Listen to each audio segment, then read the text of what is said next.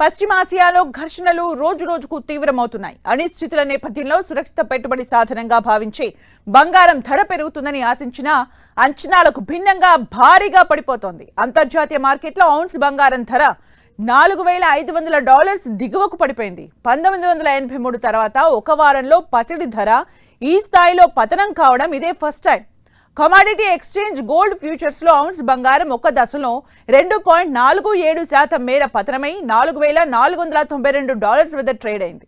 Ounce వెండి 5% కిందకు పడి $70 దిగువకు చేరింది. 24 క్యారెట్ల 10 గ్రాముల మేలిమి బంగారం ధర $1,48,750 పలుకుతోంది. 22 క్యారెట్ల బంగారం ధర $1,36,000కు అటుగా ఇటుగా ఉంది. కొన్ని నెలల క్రితం ఫ్యూచర్స్ లో వెండి జీవనకాల గరిష్టాలకు చేరి $119 పలికింది. దేశీయ మార్కెట్లో వెండి ధర $2,30,500 పలుకుతోంది. అంటే ఈ వారం 6 రోజుల్లో $33,500 వెండి ధర తగ్గినట్లయింది. ప్రపంచవ్యాప్తంగా నెలకొన్న పరిణామాలతో ఈ రెండు ఆర్నమెంట్స్ రేట్లు ఒత్తిడికి గురవుతున్నాయి. దాంతో రేట్లు పెరిగినా మదుపర్లు అందులో పెట్టుబడులు కొనసాగించలేక తమ వాటాలను ఉపసంహరించుకుంటున్నారు. 1979-1980 మధ్యలో బంగారం ధర భారీగా పెరిగింది. ఒక ఔన్స్ ధర $850 పైకి చేరింది. అప్పుడు కూడా ఇరాన్లో విప్లవం కారణంగా చమురు సరఫరాకు అంతరాయం ఏర్పడింది. మరోవైపు అది ప్రచ్ఛన్న యుద్ధ సమయం. అంటే అమెరికా, యుఎస్ఎస్ఆర్ వంటి రెండు శక్తివంతమైన దేశాల మధ్య తీవ్ర ఉద్రిక్తతలు కొనసాగాయి. ఈ అనిశ్చితితో అప్పటి వరకు కొన్నేళ్ల పాటు పరుగులు పెట్టిన పుత్తడి బుడగ 1983లో పగిలిపోయింది.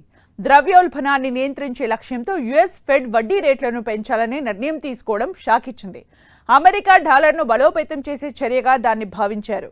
దాంతో ఔన్స్ పుత్తడి ధర 15-20% మేర పడిపోయి $400 దిగువకు చేరింది.